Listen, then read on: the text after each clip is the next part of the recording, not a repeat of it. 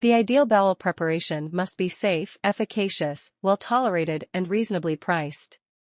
All of the available preparations can produce adequate cleansing results with acceptable tolerance, though results for individual patients are variable.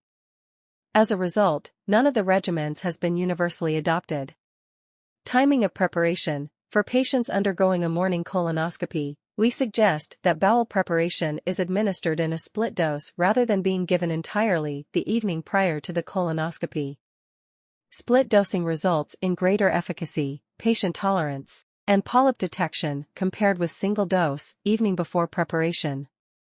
For patients undergoing an afternoon colonoscopy, either split dose or single dose, same-day bowel preparation is an acceptable option.